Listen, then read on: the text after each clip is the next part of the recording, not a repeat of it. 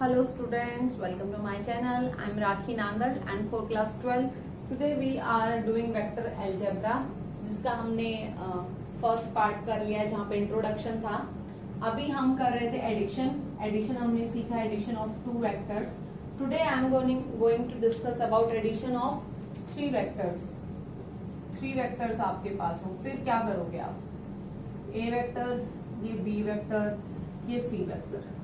अच्छा, एडिशन के लिए कंडीशन पता थी कि इसका आपका इनिशियल पॉइंट इस वेक्टर के फाइनल पॉइंट पे होना चाहिए। तो ये देखिए, ये आपके पास होगा A vector plus B vector plus C vector. कैसे आया, ध्यान से देखो।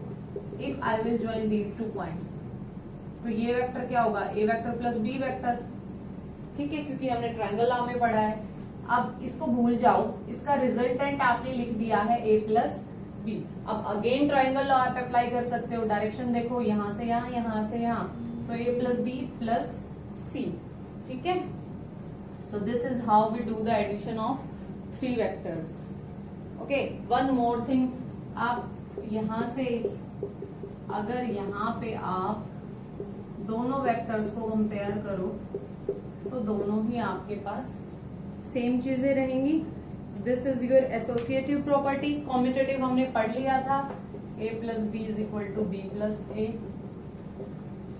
ये आपके, आप चाहो तो इसको प्रूव भी करके दिखा सकते हो एग्जांपल लेके, पैरेललोग्राम लॉ से, जैसे हमने इसको किया था, कॉम्यूटेटिव को किया था। You can do in the same manner. So this is your associative property. Now one more thing, that is multiplication of vector by a scalar.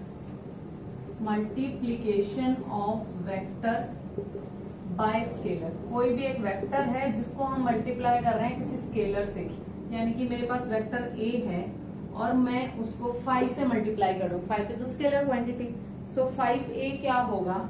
ये अगर a वेक्टर है तो इसको 5 टाइम्स कर दोगे तो ये हो जाएगा 5a। सिर्फ आपकी जो मैग्नीट्यूड है वो 5 से मल्टीप्लाई हो जाएगी, direction will remain the same. So यहाँ से अगर के ए वेक्टर लिख रहे हो आप, ये ए वेक्टर है, तो के की जो भी वैल्यू है उसके अकॉर्डिंग आपका नया वेक्टर बन जाएगा। Direction will remain the same. Scalar से सिर्फ आपकी मैग्नीट्यूड बढ़ जाएगी। ओके, स्केलर है तो अगर के की वैल्यू मैंने कह दिया -1/2, फिर आप क्या करो? ए इतना था, -1/2 यानी कि ये हो गया हाफ। नहीं, ये सिर्फ हाफ तो इतना हुआ। अब माइनस है तो माइनस में क्या होता है आपके पास? सिर्फ हाफ को लिख लिया। नेगेटिव ऑफ अ वेक्टर, तो देखो ये था। अब जो नया वेक्टर होगा माइनस हाफ, इसकी डायरेक्शन इससे अपोजिट हो जाएगी, minus half. Negative of a vector सीखा था आपने। जितना भी ये है इसका डायरेक्शन 180 रिवर्स कर दो तो आपके पास नेगेटिव ऑफ दिस वेक्टर। तो -1/2 हाफ को ऐसे लिखोगे, हाफ ए वेक्टर को ऐसे लिखोगे। के की वैल्यू पे डिपेंड करता है कि भाई के की वैल्यू क्या आई है आपके पास। ठीक है, तो के की वैल्यू -5 हो तो इसके 180 रिवर्स डायरेक्शन में 5 टाइम्स ऑफ ए वेक्टर।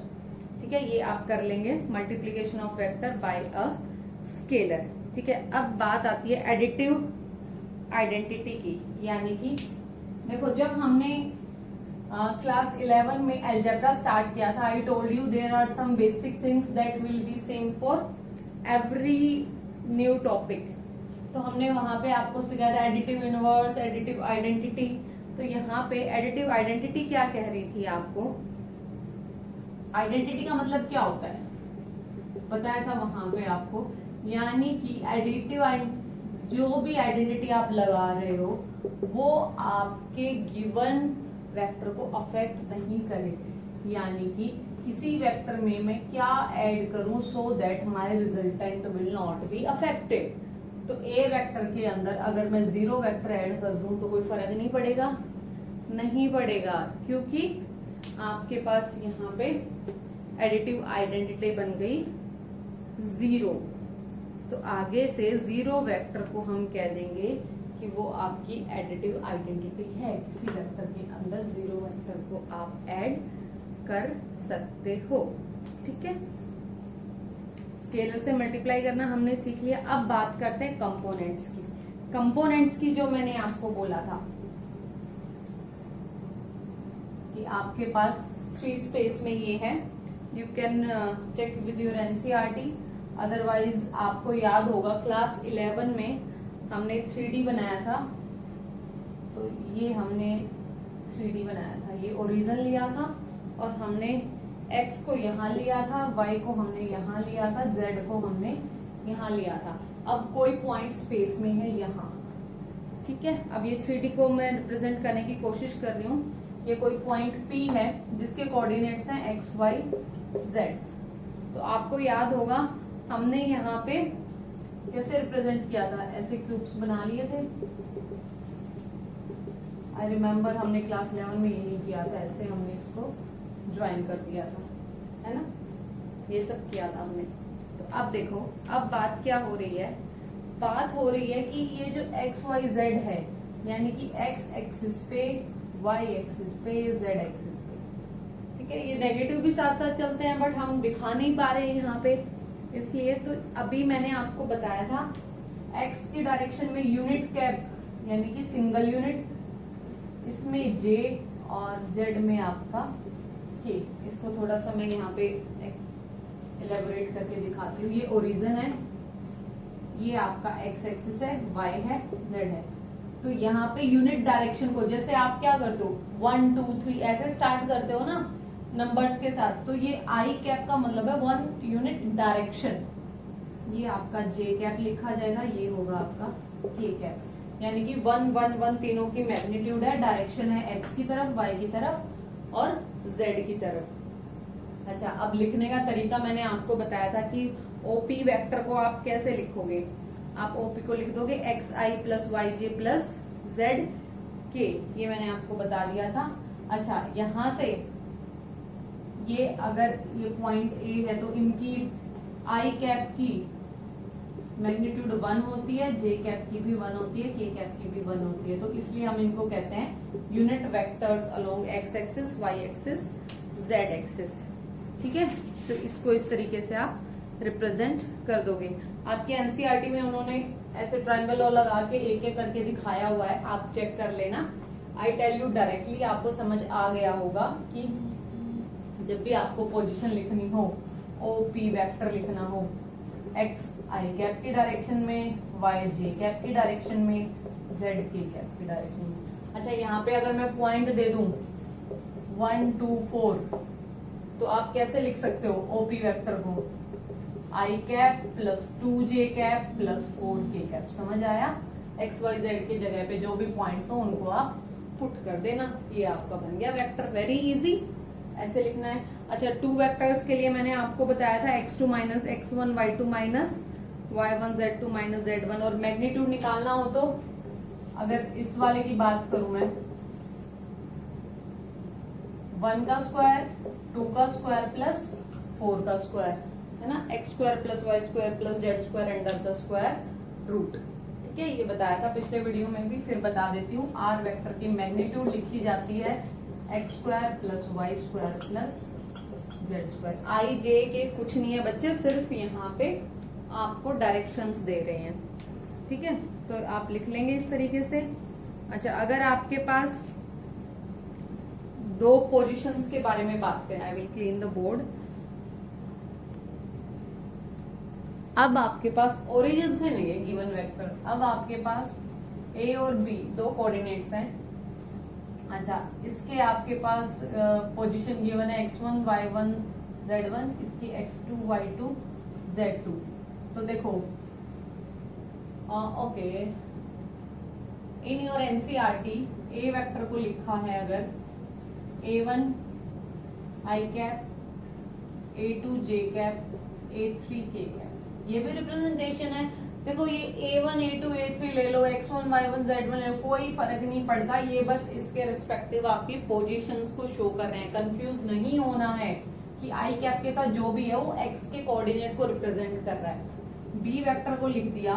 अच्छा, जब वेक्टर लिखते हो आप, तो या तो आप ऐसे लिखो, यानी कि अगर मैं ऐसे लिखूं इसको a वेक्टर और ये लिखा है b वेक्टर, यानी कि OA वेक्टर और OB ऐसे लिखा जाता है। वेक्टर के लिए आपको या तो 2 पॉइंट्स चाहिए या फिर आपको उसका रिप्रेजेंटेशन ऐसे करना है। OB को लिख दिया B1I, B2J, B3K। सो A1, A2, A3 कुछ नहीं है, A के ऊपर जहां पे जो भी पॉइंट्स होंगे वो हैं, B के वहां पे जो भी पॉइंट्स हैं वो हैं। तो देखो इसको ऐसे लिख सकती हूँ मैं A वेक्टर, इसको लिख सकती हूँ B वेक्टर, ठीक है। अब मुझे चाहिए A B, ठीक है। अब देखो यहाँ पे आपने A B निकालने के लिए क्या करना है, आपने यहाँ देखो वो वेक्टर एडिशन अलग चीज था, उसमें दो वेक्टर्स ऐसे थे, ठीक है। अब मुझे सिर्फ इसकी पोजीशन चाहिए। तो देखो टेक्निकली देखा जाए तो हर पे परपेंडिकुलर डालेंगे, सारी चीजें करेंगे, वो सब हम पहले कर चुके हैं, क्लास 10 में आपने फार्मूला ड्राइव कर दिया था। अब मैं क्या करूंगी, अगर मुझे ऐसे करना हो A vector plus B vector मुझे करना हो तो बहुत ही सिंपल है, सेम क्वांटिटीज को ऐड करना है। तो जो I के साथ हैं दोनों को ऐड कर दो, J के साथ हैं उन दोनों को ऐड कर दो, और जो K के साथ हैं उनको ऐड कर दो। ये हो गया आपका एडिशन, बड़ा ही सिंपल सा है।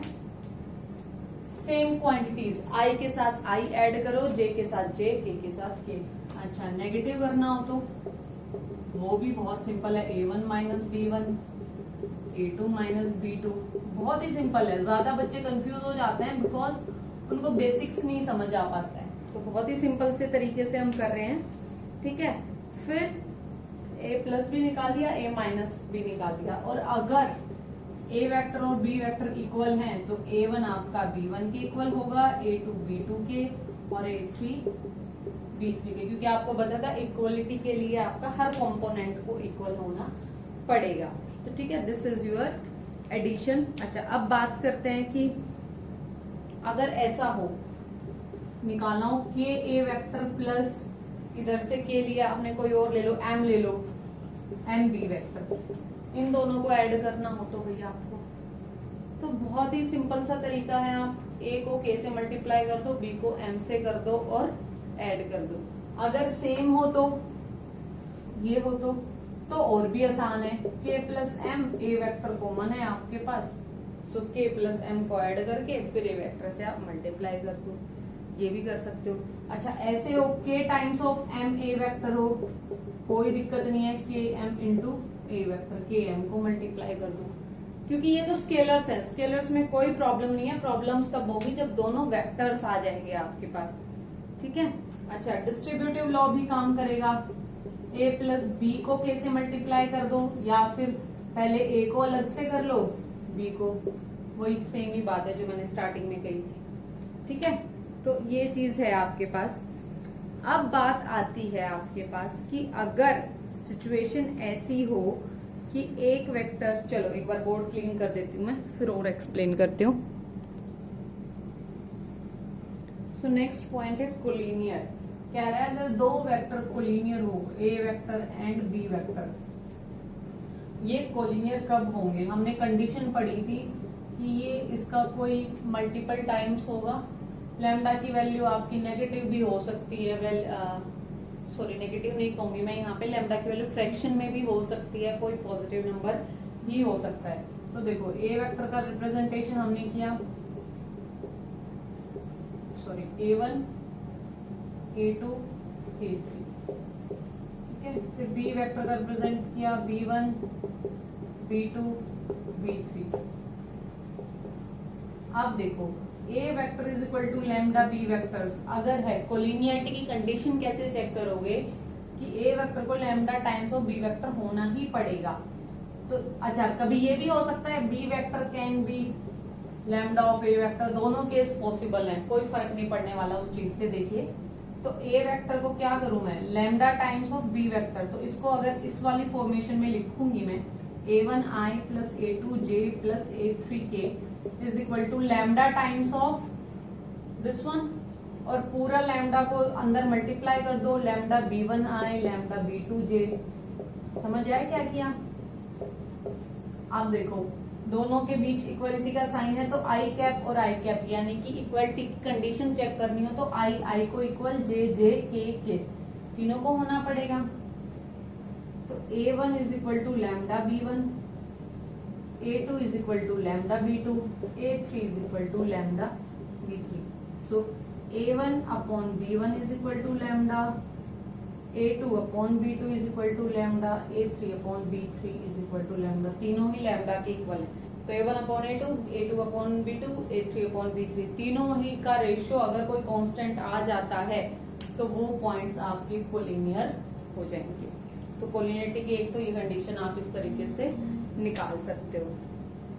ठीक है, B1 अपॉन A1 हो तब भी वो तो लैम्डा कोई भी कांस्टेंट है, फ्रैक्शन में हो नहीं हो डजंट मैटर। ठीक है, एक तो ये चीज थी। फिर एक चीज और जो यहाँ पे अभी हम डिस्कस करने वाले हैं आपके साथ, वो है यूनिट वेक्टर। यूनिट वेक्टर का मतलब क्या है? ए वेक्टर अगर है, ठीक है, ए कोई भी नॉर्मल वेक्टर है, तो ए कैप, कैप जैसे मैंने I cap, J cap, K cap, ये क्या लिया था? ये यूनिट वेक्टर लिए थे along X axis, unit vector along Y और जेड। तो अगर पूरे वेक्टर का यूनिट वेक्टर निकालना हो तो उस वेक्टर को उसकी मैग्नीट्यूड से डिवाइड कर दो, सिर्फ एक यूनिट डायरेक्शन आपके पास बच जाएगी। सो कैसे? और ये ए वेक्टर निकालना आपको आता ही है, एक्स का कोफिशिएंट जैसे यहां से निकालूंगी मैं, तो इसी क्वेश्चन को मैं थोड़ा सा आगे करवा देती हूँ। ये समझ आ गया आपको? कोलिनियरिटी की कंडीशन आप निकाल लेंगे। अब बात करती हूँ मैं यूनिट वेक्टर निकालने की। तो ए वेक्टर का मैग्नीट्यूड क्या होगा? A1 square plus A2 square plus A3 square. तो A कैप, इसको कहते हैं A cap, and this is your unit vector is equal to A1I,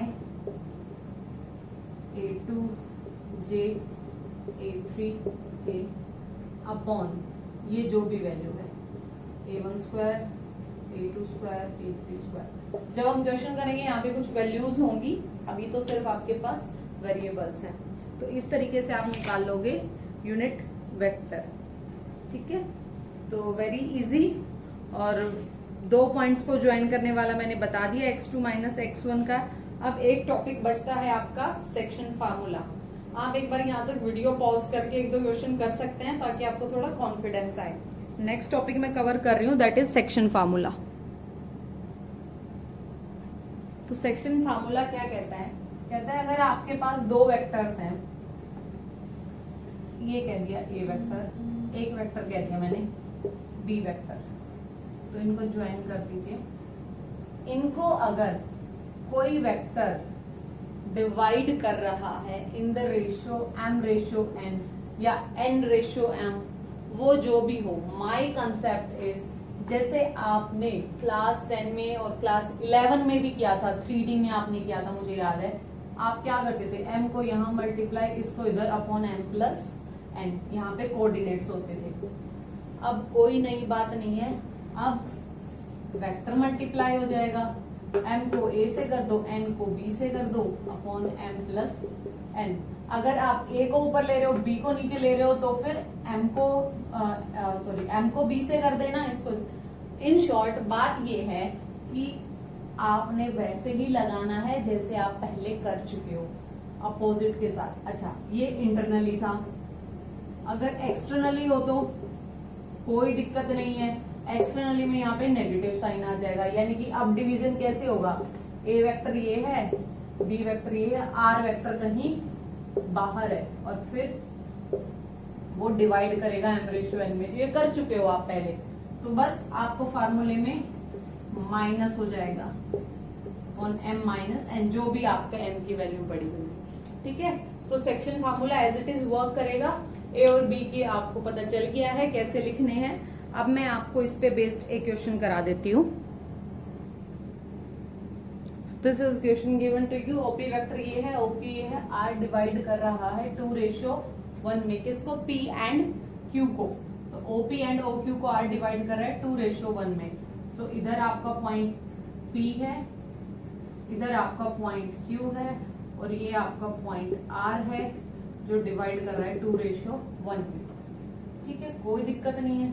ये आपके पास है 3a माइनस 2b, ये है a प्लस b। कोई बड़ी बात नहीं है, हमने सीख लिया है। अभी फटाफट लगा दीजिए।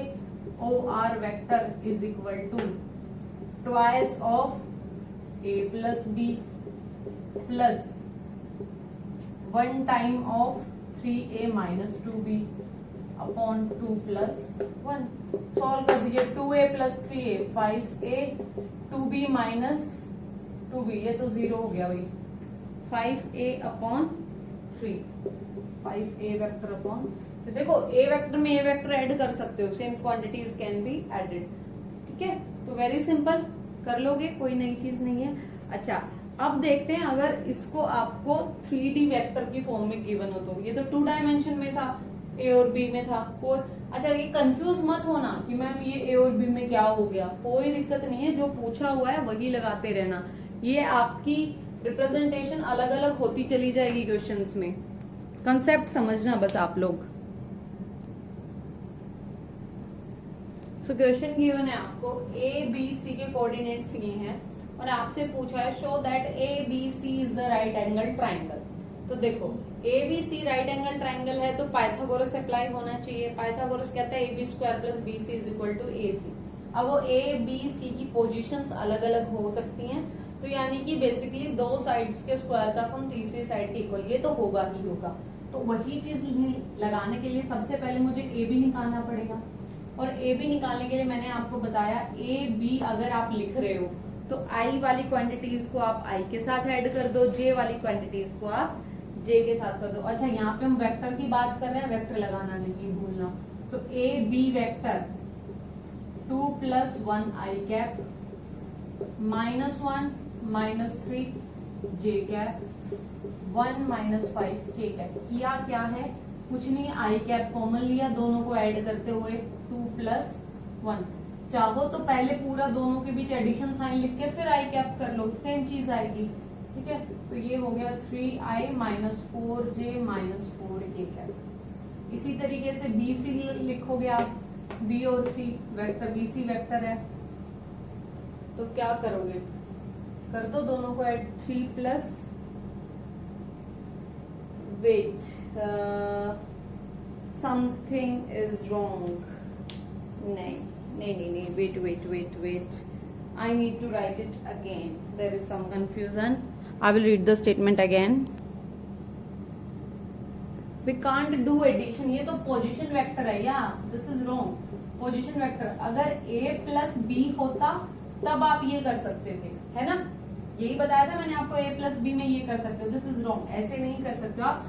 मैंने आपको स्टार्टिंग में एक चीज बताई थी, position vector of B minus position vector of A B के लिए, तो बी में से ए वाले को माइनस करना है आपने। ठीक है, तो ये ऐसे नहीं हो सकता, वो तो a प्लस बी का फॉर्मूला है। तो b माइनस ए यानी कि i minus 3j minus 5k, b minus position vector of a 2i minus J plus के, इसको सॉल्व कर लो। अब ये लग जाएगा, अब ये फिर सब्ट्रैक्शन हो गया दो का।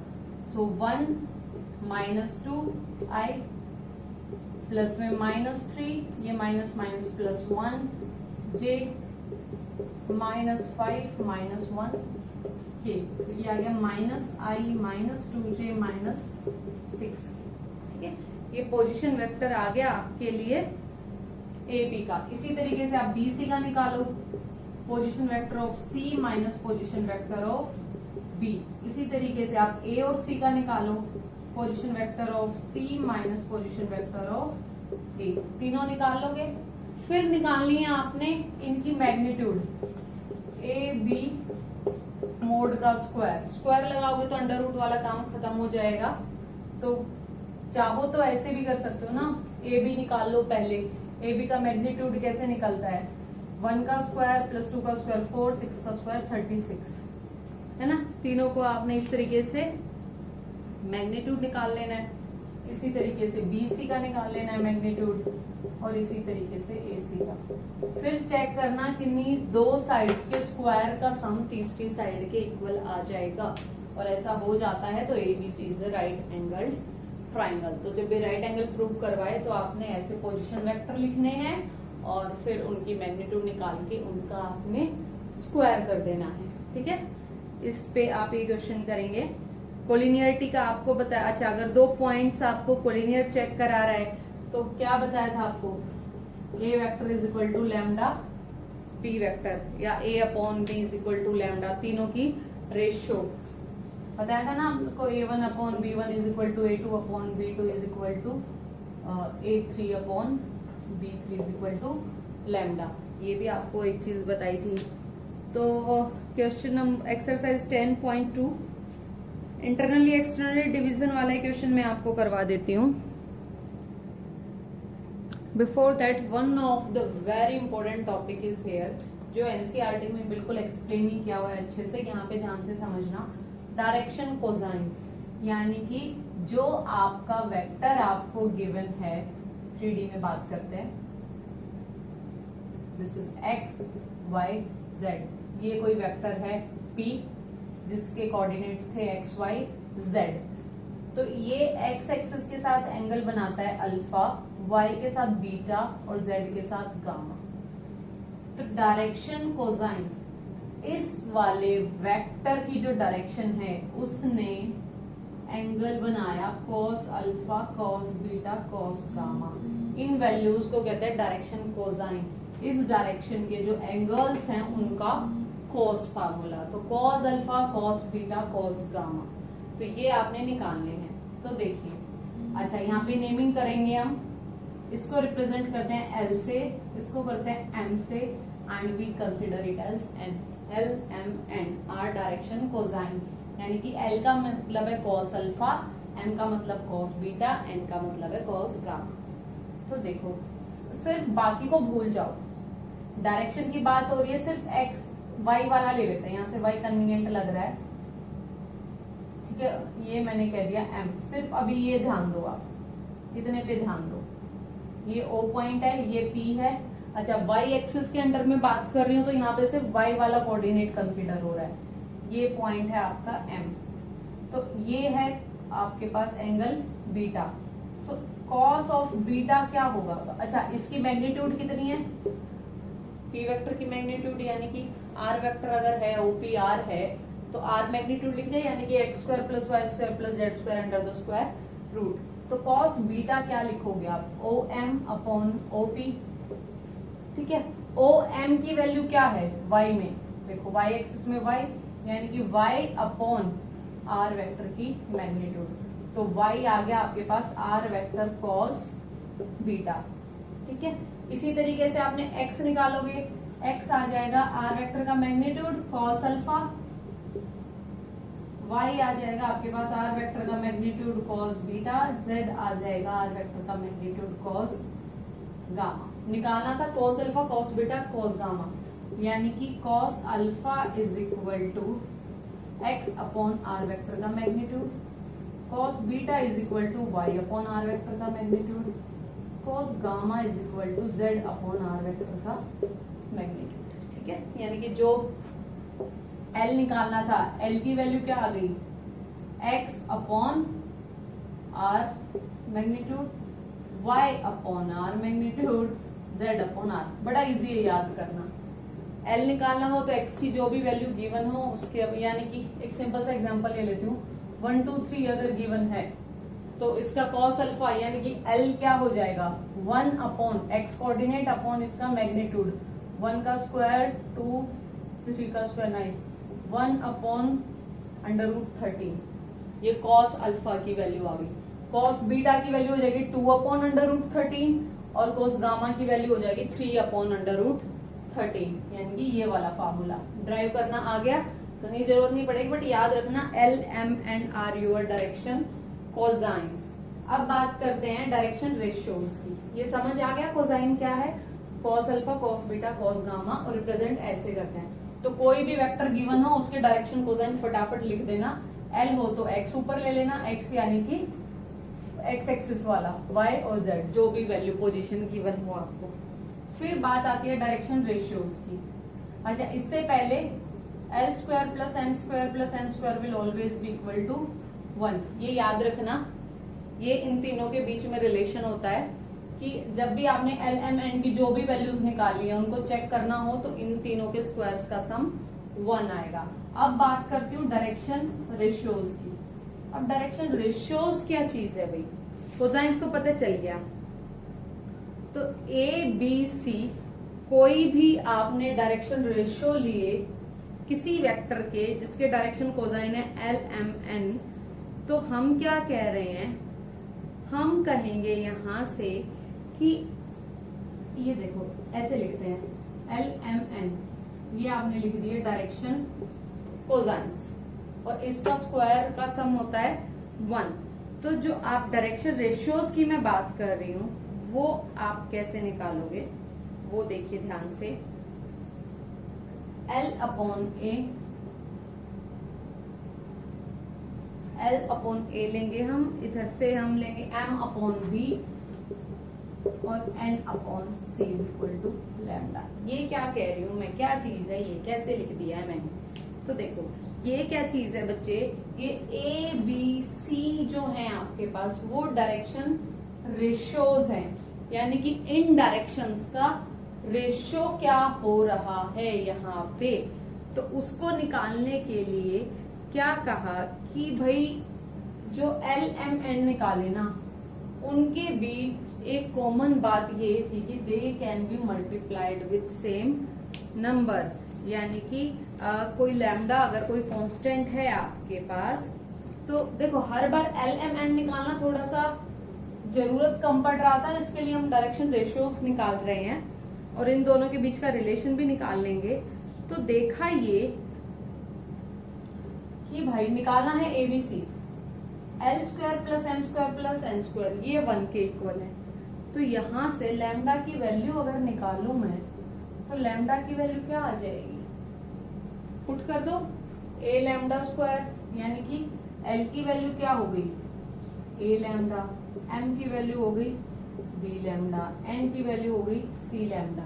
किया क्या है देखो ध्यान से सुनो, A B C कुछ खास चीजें नहीं है, बस किसी एक पर्टिकुलर नंबर से डायरेक्शन रेशियोज कोसाइंस को मल्टीप्लाई किया गया है ना, तो बस उसी चीज का यूज किया है। L square M square N square को मैंने ऐड किया तो ये आ गया A square lambda square B square lambda square C square lambda square is equal to 1।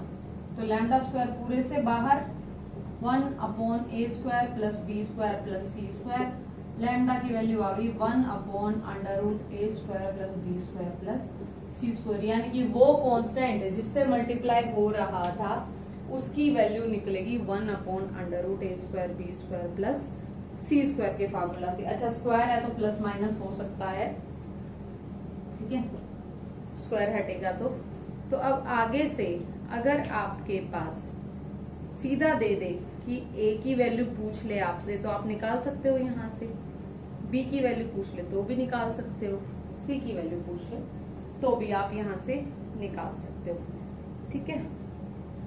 Question कैसे होगा, क्वेश्चन कराती हूँ ताकि आपको अच्छे से समझ आ जाए। क्वेश्चन है आपके पास P और Q तो आपको गिवन है, find the direction cosines of the vector joining the points P and Q directed from P to Q, यानी कि पहले तो निकालो पोजीशन वेक्टर P Q का, तो Q minus P, so -1 -1 I cap, -2 J cap, 1 minus minus हो गया +3। ये समझ आया कैसे लिखा पोजीशन वेक्टर्स वाला फार्मूला, ठीक है। चलो ये हो गया -2I -4J +4 K, ये आ गया PQ। तो देखो वो A B C कुछ खास चीजें नहीं है आपके पास, वो ये X Y Z जो कहा था ना वही है, बस कंफ्यूज होने की जरूरत ही नहीं है। डायरेक्शन रेशियोज -2 -4 4, बस इतना सा काम है। और डायरेक्शन कोसाइन लिखने हैं, डायरेक्शन कोसाइंस कैसे लिखोगे, LMN।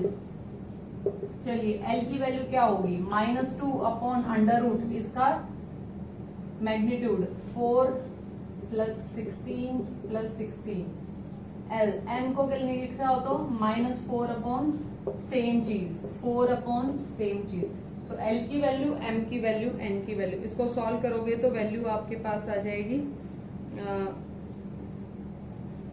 16 16 32 4 6, ठीक है। तो -2 upon 6 -4 upon 6 4 upon 6, cut it short, -1 upon 3 -2 upon 3 और 2 अपॉन 3, ये आ गए आपके पास डायरेक्शन कोसाइंस। और डायरेक्शन रेशियोज क्या है, ये जो एक्स का कोफिशिएंट था y और z, बस सो सिंपल कर दोगे। -2 अपॉन मैग्नीट्यूड होता है आपका direction cosine for L, M and N। इस तरीके से आप इसको सॉल्व कर दोगे। ठीक है, क्वेश्चंस आप ट्राई करके देखना। Exercise 10.2, if there is any doubt students do let me know. I know it's very new thing for you, so do it slowly. आपने एक टॉपिक की वीडियो देखी, उससे रिलेटेड एक क्वेश्चन कर लीजिए, it will help you in understanding. Okay, thank you students, have a good day all.